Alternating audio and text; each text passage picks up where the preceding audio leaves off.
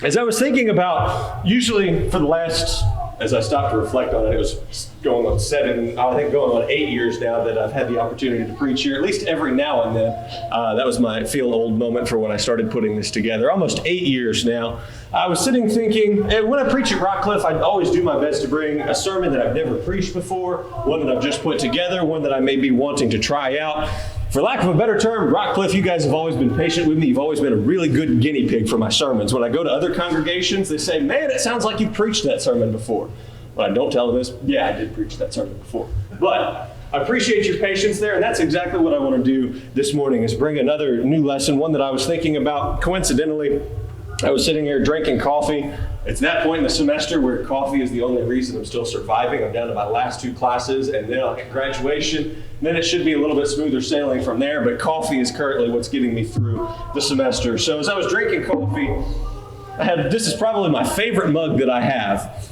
This mug says, it's too people-y outside. Yeah, you can laugh at that. It's okay.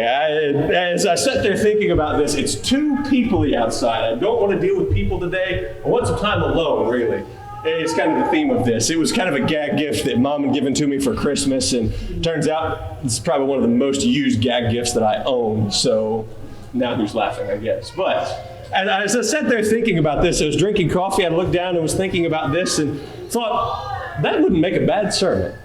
It's too people-y outside. As I think about this kind of a deeper meaning, I want to think about what does it mean to be alone, to spend some time in solitude, to spend some time focusing on ourselves, to spend some time on our own personal growth. Do you ever get tired of being around people sometimes? Now, I love being around everybody here this morning. Don't get me wrong. As a preacher, I love being around people. I love going to meet new people. Love getting to interact with people that I've met before. It's a great experience.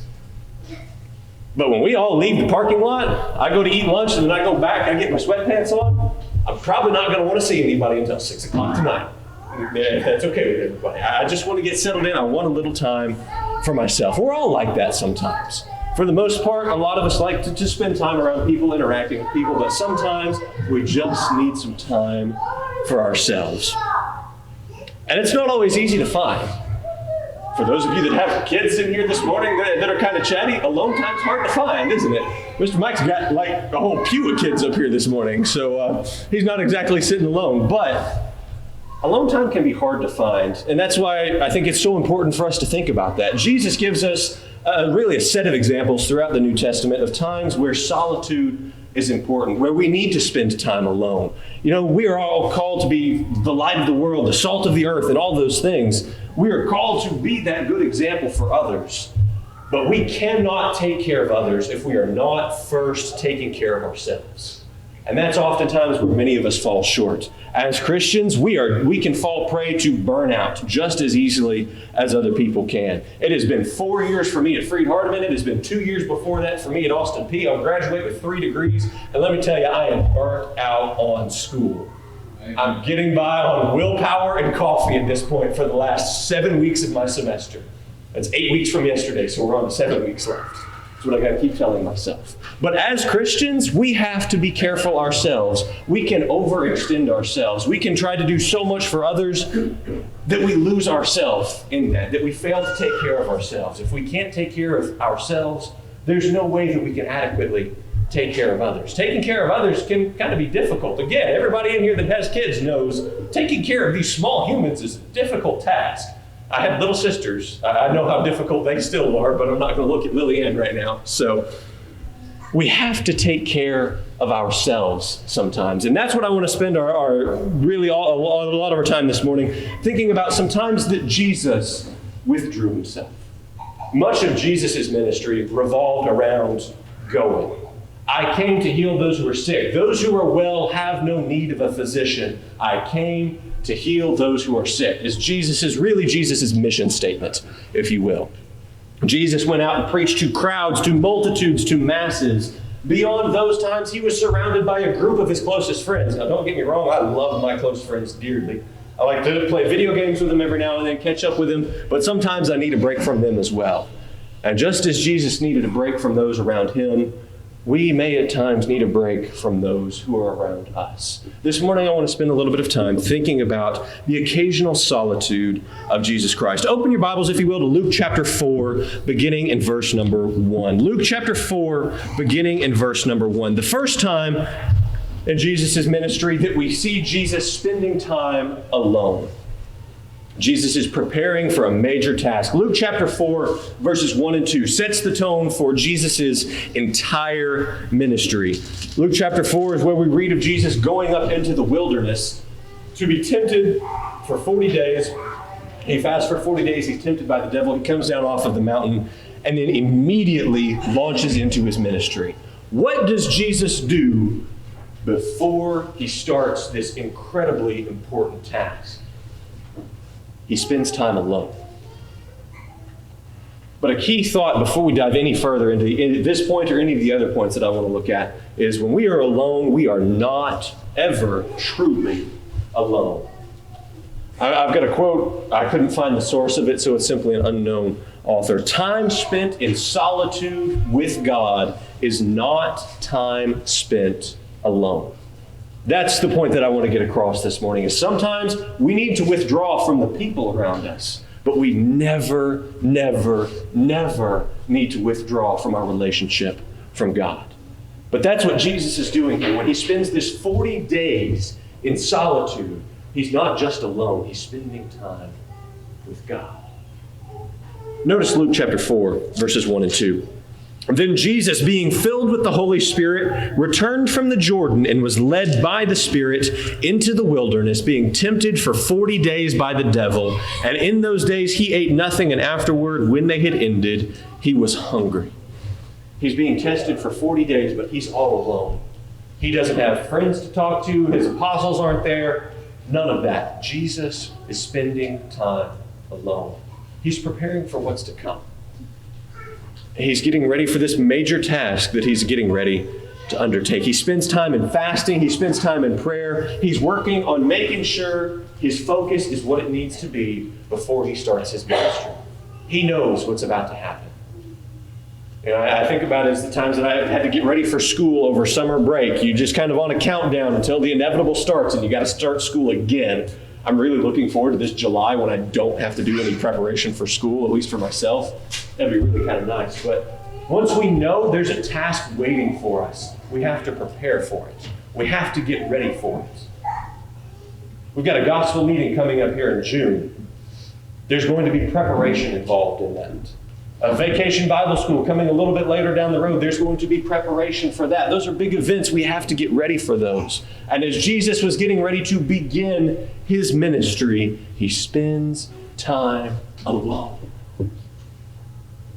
He's not influenced by the opinions of outside people. He's not influenced by their wants, their needs, their desires. He spends time alone with God, getting ready. What about us when we prepare to take on tasks like that? Whether it be major tasks coming up in life, or maybe it's just smaller things. Do we spend time consulting with God first? Do we put that relationship with God first? I need to go to God about this. I don't need to go to this person first or that person first. Sure, I can talk to people who know a lot more about a topic than I do, and that's great. But before we undertake a task, are we taking time for ourselves to say, I'm going to go to God about this on my own? Am I seeking God's wisdom? Am I seeking God's counsel? Am I seeking God's direction as I undertake this task? Let's skip down then to Luke chapter 4, verses 14 and 15. Then Jesus returned in the power of the Spirit to Galilee, and news of him went throughout all the surrounding region, and he taught in their synagogues, being glorified by all. Jesus took this time for himself to prepare to get ready, and he comes down, and so his ministry begins. And look at the impact that he was able to have. Jesus took time for himself to prepare to get ready for what was to come. And look at what kind of impact he was able to have because of it. When you study for a test, I've learned this a lot over the last several years. When you study for a test, you don't surround yourself with people who are loud and obnoxious and playing music and doing this and that. When you study for a test, when you get ready for something important, you've got to be able to focus. You've got to be able to get in the right mindset to prepare for that. And that's what Jesus was doing, shutting down all the outside noise, focusing solely on himself and on what God has to say. Again, Jesus was called to the masses, but sometimes even he needed to spend time alone. The next example, though, I want to look at is one that I think many of us today fall short in. Mark chapter 6, verses 30 through 32. Mark chapter 6, verses 30 through 32. Jesus commands rest. Mark chapter 6, verses 30 through 32. New King James Version says, "Then the apostles gathered to Jesus and told him all things, both what they had done and what they had taught. And he said to them, 'Come aside by yourselves to a deserted place and rest a while.' For they were many coming and going, and they did not even have time to eat. So they departed to a deserted place in the boat by themselves." There are many of us that fit the description of this passage right here. Those who are willing to work night and day and night and day and night and day for the cause of Christ. And that is a marvelous thing. That is an admirable thing. I'm not telling you shouldn't work for Christ as much as you possibly can. But even Jesus knew how important it was to take time to rest. Now, you would think if there was anybody who could keep going, preaching day in and day out, it would be the apostles, right? Those who were closest to them, Jesus has dispatched them on this mission to go. They come back. Yeah, we preached here, we preached here, we preached here. We've been all over the place. We've taught all of these people. We've done all these things. And Jesus says, slow down. Take time for yourselves to rest. You're not taking care of yourselves in the way that you should. They didn't even have time to eat. Now, I understand there are times where you get busy and you don't have time to eat. Unfortunately, I've skipped lunch at work a few times. I've had so much on my plate that I'll have to come back to it later. Just forget about it until dinner time. Don't think it shows too much. I'm not really that worried about it. But do we allow ourselves to get so caught up in the work around us, the things that are going on around us, that we fail to adequately take care of ourselves? Are we allowing ourselves to get burnt out as Christians? Are we allowing ourselves to struggle with these things when we really need to take time to step back, to say, this isn't something that I can do anymore? That's something that I've had to face, really a kind of a personal anecdote for this recently. I've been at Freed almost 4 years now. Last March, I took a job, I signed off on it to preach part-time for a congregation there in West Tennessee. A small congregation, about 30 people. My job was to preach every other Sunday. So I preached March, April, May. I stopped for June and July. I got back in August, began preaching again. I was there every other Sunday. Meanwhile, I was trying to juggle that. I was trying to juggle being back here to be in the office. I was trying to juggle being in Henderson, being with the church family there, because that was where I typically wanted to be. It got to be too much for me. I could not handle it any longer. When it got to December, we got to finals week, I went to the elders there and said, I appreciate the opportunity, but I cannot do this any longer.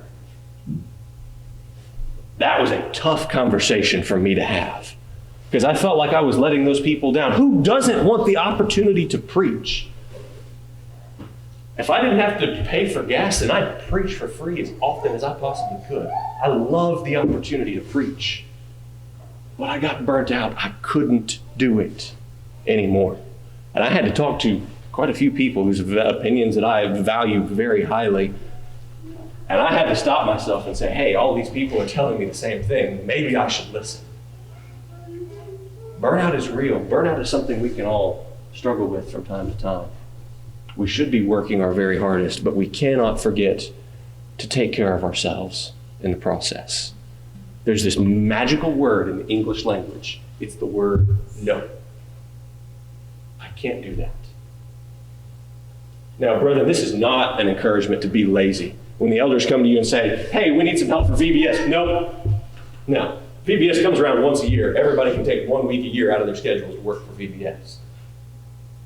Don't quit on VBS. That's really the takeaway from this lesson. But work as best you can, but do not neglect your own spiritual life as a result. Do not neglect your own prayer life. Do not neglect your own study life because you've gotten so caught up in helping others that you fail to adequately take care of yourself. That's really the takeaway. That's a hard lesson for all of us to learn. When I was putting this sermon together, usually if a sermon steps on the toes of the preacher a little bit, it's great. This sermon really stepped on my toes when I was putting it together. We're a very work-oriented society. You know, out of the 365 days a year, about 250 of those shake out to be work days every year. 250 days a year. Do you know how many vacation days Americans took in 2021? 14. 250 days a year, work days a year. That's 5%. It's easy to get burnt out at work.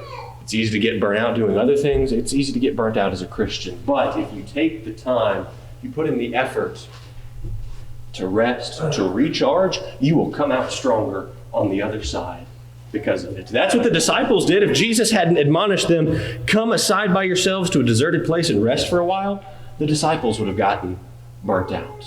But when Jesus said, stop, take care of yourselves for a little while and get back out there, that was just the boost that they needed to continue to minister the way that Jesus had expected them. Jesus commands us to rest from time to time.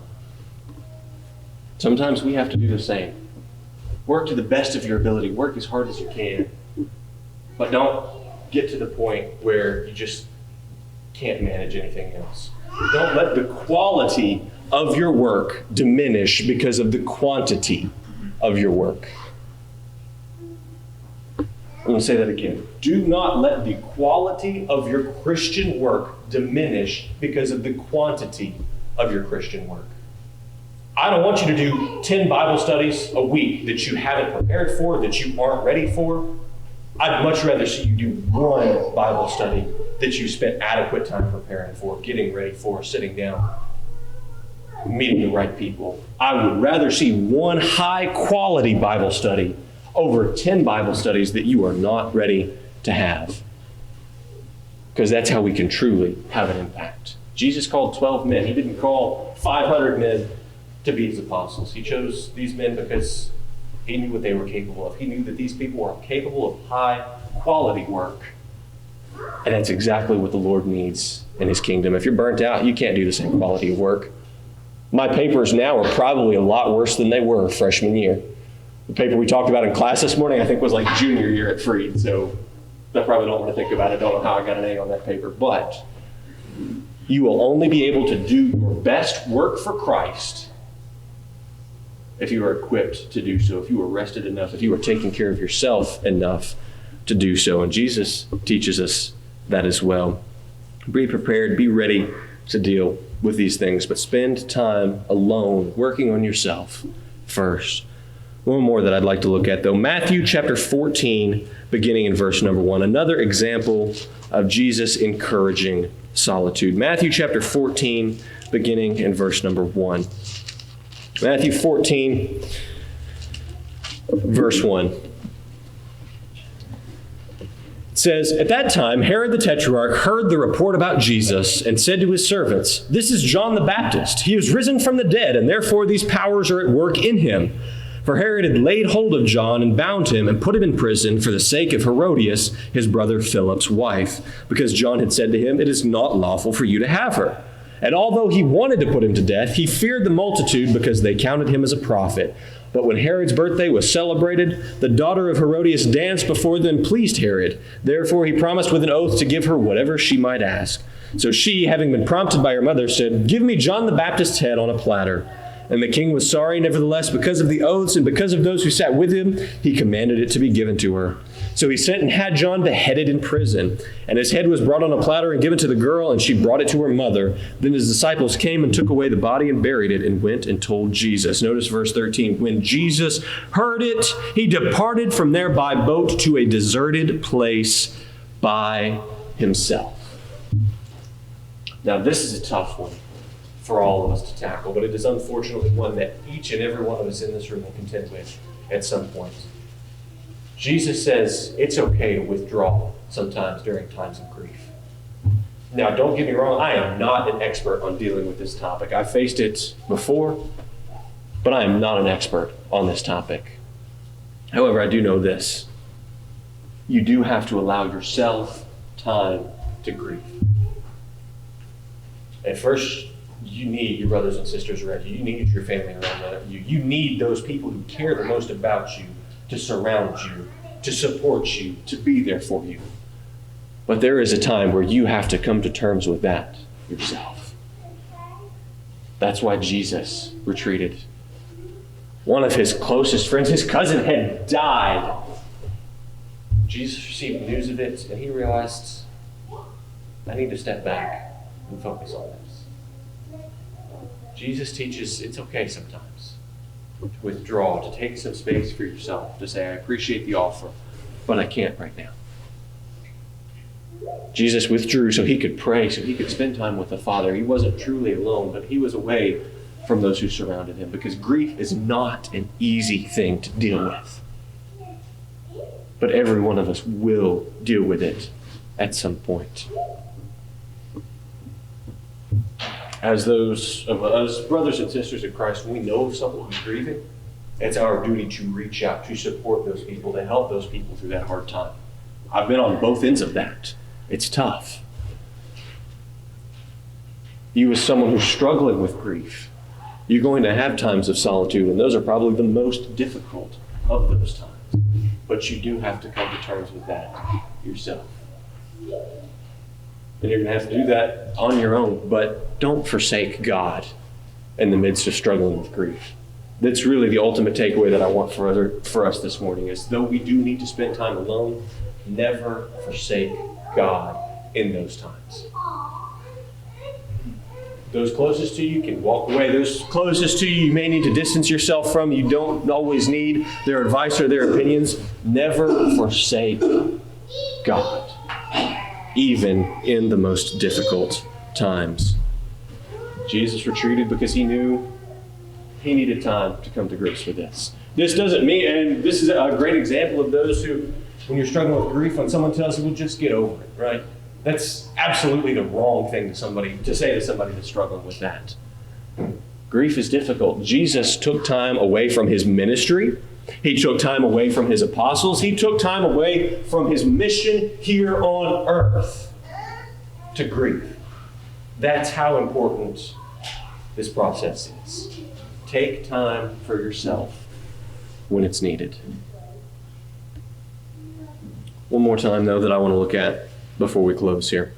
Luke chapter 6, verses 12 and 13. Again, bouncing all over the Gospels, because I want us to be able to get really a full picture of different ways that Jesus tells us to use this time of solitude, or to benefit from this time of solitude. Luke chapter 6, verses 12 and 13. Now it came to pass in those days that he went out to the mountain to pray, Jesus, and continued all night in prayer to God. And when it was day, he called his disciples to himself, and from them he chose 12, whom he also named apostles.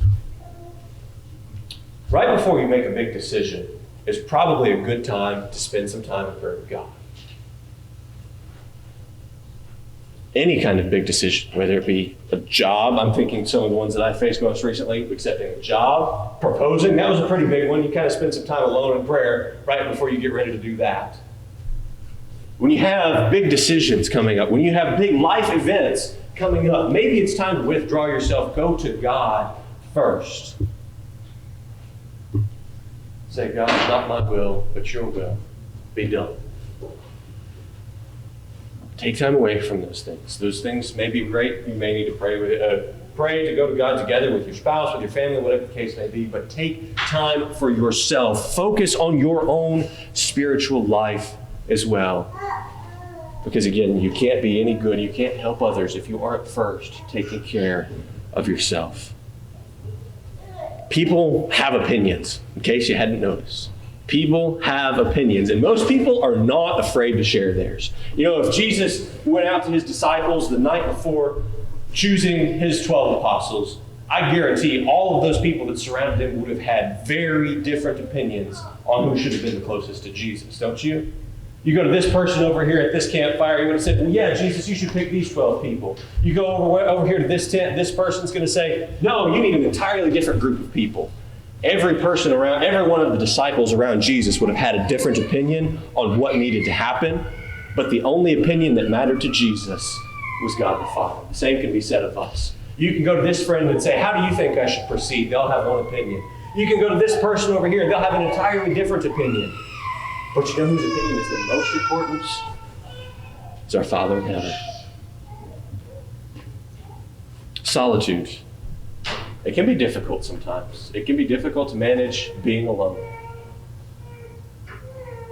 But sometimes we do have to step back. We have to take care of ourselves first and foremost.